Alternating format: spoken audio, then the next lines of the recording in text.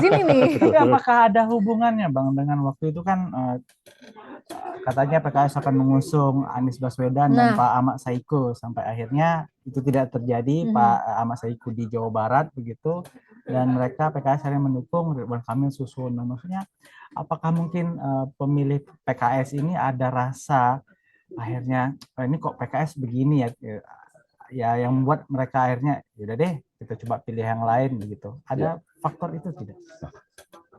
Kalau berdasarkan hasil survei itu tidak langsung bertanya ke sana, ya. Tetapi saya bisa menginformasikan di sini dengan mengkaitkan ada dugaan ke arah sana dengan mengkaitkan dengan pilihan responden atau pemilih kepada Pak Anies Baswedan. Oke. Ya. Kita cek dari data mereka yang milih ya pada grafik selanjutnya deh. Misalnya kita lihat di sini, ini bisa menjadi jawaban nih, ya. Coba ya.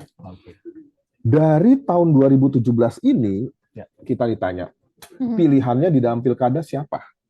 Dari grafik ini menunjukkan bahwa mereka ya yang memilih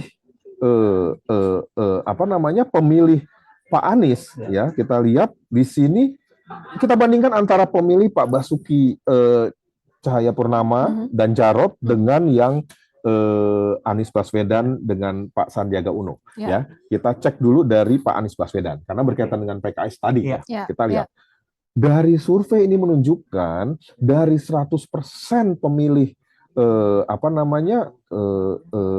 Anies Baswedan dan Sandi, 39,7% itu memilih Pak RK. Ya. 44,4% memilih malah justru Pak Pramono.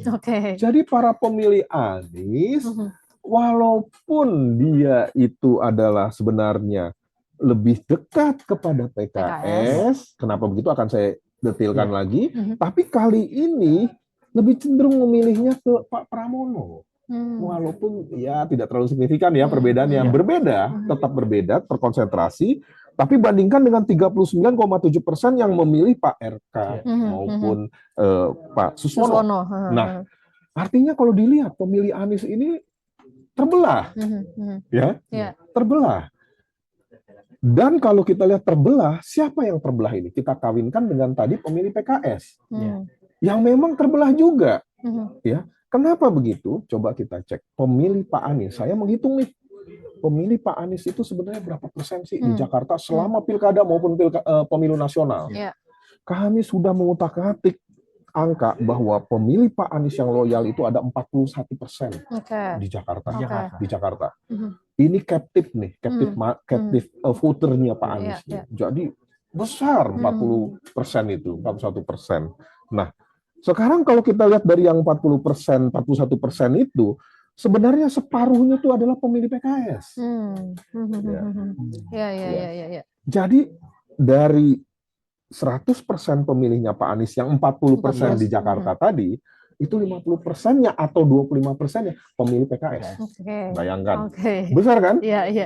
Padahal kita lihat di sini, ini yang memilih Pak Anies tadi kita lihat tersebarnya merata juga, walaupun sedikit lebih tinggi kepada Pak Pramono. Tapi kepada Pak RK-nya 39,7. Jadi ada confusing di sini, ya pilihan-pilihan ini, ya. Kalau sejalan, PKS-nya akan lari semuanya kepada Pak RK dan dimenangkan di sini dengan proporsi tambahannya, ya kan, menjadi lebih besar. Tapi ini enggak, ya. Nah inilah makanya ada problem di PKS yang berkaitan dengan pemilih Pak Anies. Oke.